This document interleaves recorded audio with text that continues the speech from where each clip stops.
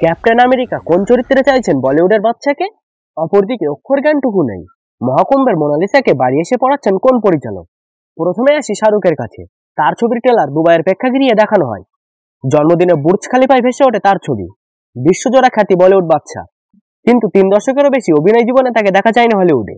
সেই ফাঁকটুকুও নাকি ভরাট হতে চলেছে এমনই গুঞ্জন বলিউডে। ক্যাপ্টেন আমেরিকা তার অ্যাভেঞ্জার্স দলে কিং খানকে চাইছেন।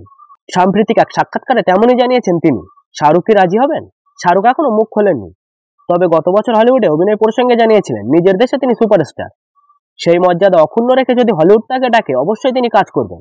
আগামী 14 ফেব্রুয়ারি মুক্তি পাচ্ছে মার্ভেল স্টুডিওর captain America brave new world. ছবিতে স্যাম উইলসন ওরফে ক্যাপ্টেন আমেরিকার ভূমিকায় অভিনয় করছেন অ্যান্থনি ম্যাকি। ছবির প্রচার করতে বিভিন্ন সংবাদ মাধ্যমের মুখোমুখি হচ্ছেন তিনি। সেখানে অ্যান্থনি তার ইচ্ছা প্রকাশ করে।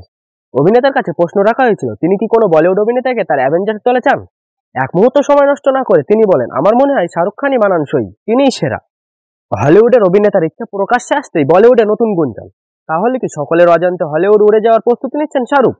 শাহরুখের প্রিয় নায়িকা দীপিকা পাদুকোন, প্রিয়াঙ্কা চোপড়া থেকে আলিয়া ভট্টও হলিউডে অভিনয় করেছেন। তালিকায় রয়েছেন কারিনা কাপুর খানও। বিষয়টি নিয়ে যদিও বলিউড অভিনেতা কোনো মন্তব্য করেননি, তবে গত বছরের সাক্ষাৎকারে কথা প্রসঙ্গে জানিয়েছিলেন তার ইংরেজি উচ্চারণ যথেষ্ট স্পষ্ট, ফলে পছন্দসই চরিত্র পেলে তিনি রাজি। অপরদিকে মহাকুম্ভে গিয়ে ভাগ্য পরিবর্তন ঘটে ভাইরাল গার্ল মোনালিসার। পরিচালক সনোজ মিশ্রের আগামী ছবিতে দেখা যাবে তাকে। তবে জানেন কি, অক্ষর জ্ঞানটুকু নেই তার। তাতে কি, এই বয়সেই নতুন করে পড়ালেখা শুরু করেছেন মোনালিসা।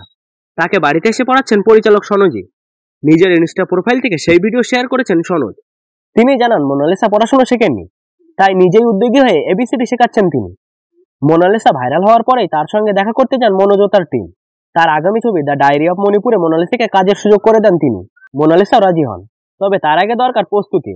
সেই কাজেও আপাতত লিপ্ত তিনি। মধ্যপ্রদেশের মহেশ্বরে বাস মোনালিসার। মেলায় গিয়েছিলেন রুদ্রাক্ষের মালা বেচতে।